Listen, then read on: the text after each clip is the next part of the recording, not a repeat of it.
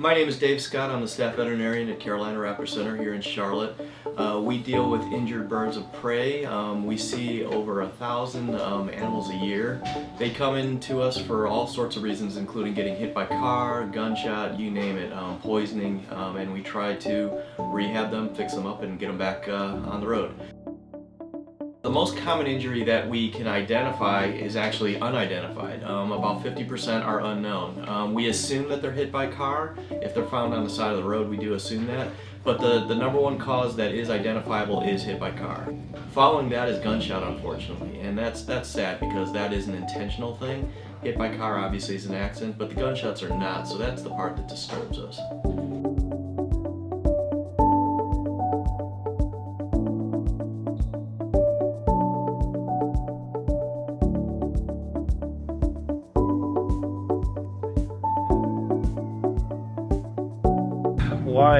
Why we're finding birds with lead exposure? Well, obviously there's more and more lead in the environment. Just lead, especially from, as we understand it, we know there's more people.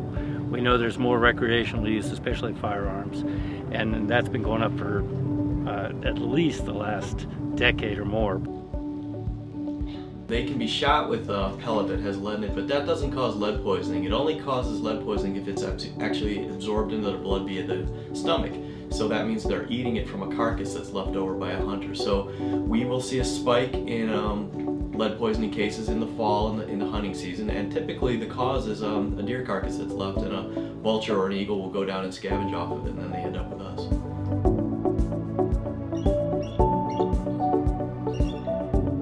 So there's two forms of lead poisoning. One's an acute, very high level of intake, and they usually end up seizuring, coma, and death, and we don't see those.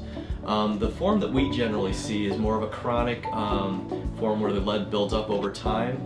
These birds will come in lethargic, ataxic, which means kind of a drunken stance where they can't really control where their feet are and they stumble around. And because of this, they're not able to hunt. So invariably they come in emaciated, very, very thin, very weak, and that's what we typically see.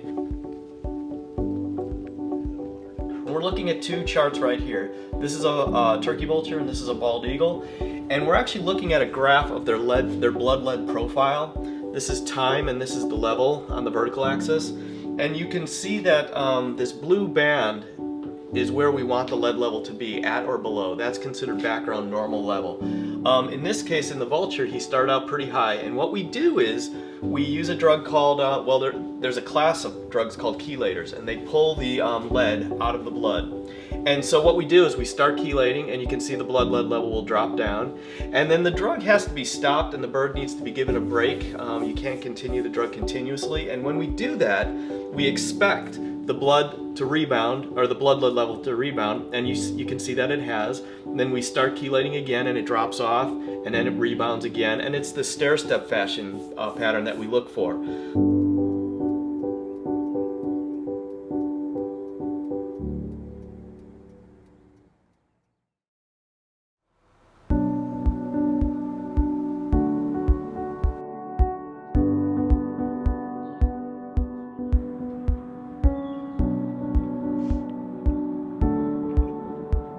My name is Mary Beth Bryman. Susie Wright and I founded Wild for Life, Center for Rehabilitation of Wildlife, in about 1998. Our main goal is to take in injured and orphaned native wildlife and then release them back to the wild. I think lead poisoning is becoming more prevalent. Vultures, the condors, the eagles are very much affected. It's, again, another human interaction. And like I said, 80% of the animals we get are caused by human interaction. I think to prevent lead poisoning, there has to be better restrictions. There have been restrictions put on hunting waterfowl with lead shot, but it's not enforced. We want to educate the people as far as conservation goes in the environment, what simple things can be done. We tell people, especially kids, not to throw an apple core out the window, because a little rodent runs up to that apple core, starts eating it, and then you have an owl or a hawk watching that mammal, and they swoop down to get the mouse or whatever, and they get hit by a car. We as humans take so much out of the environment and treat it poorly. And Wild for Life thinks that everybody deserves a chance. And again, our main goal is to get them back out to the wild.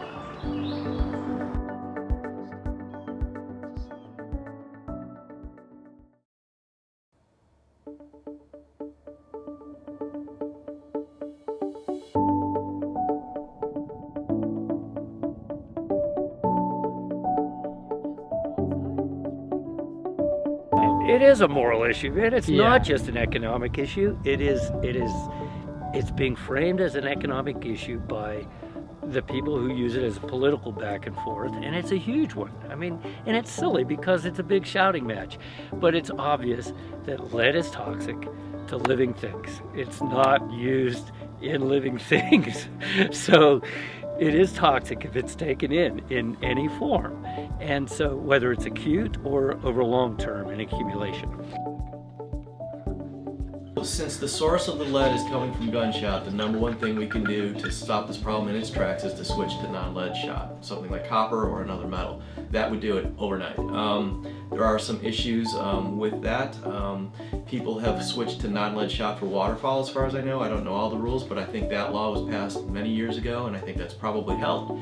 But it still is an issue, and it's such a solvable problem. If we continue to use it for our convenience, then we can lump it with any other convenient thing that has turned into a nightmare for us as humans, whether it's lead in gasoline, lead in lead paints.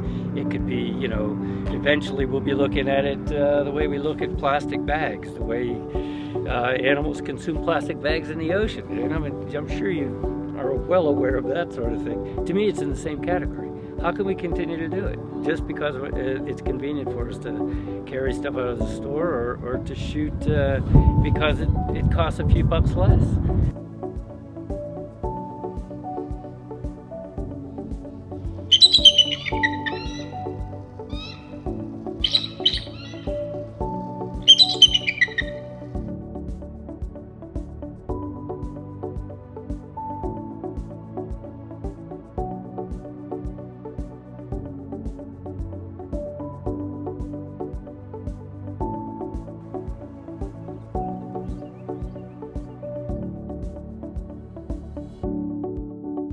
The bald eagle has been taken off the endangered species list. Why worry?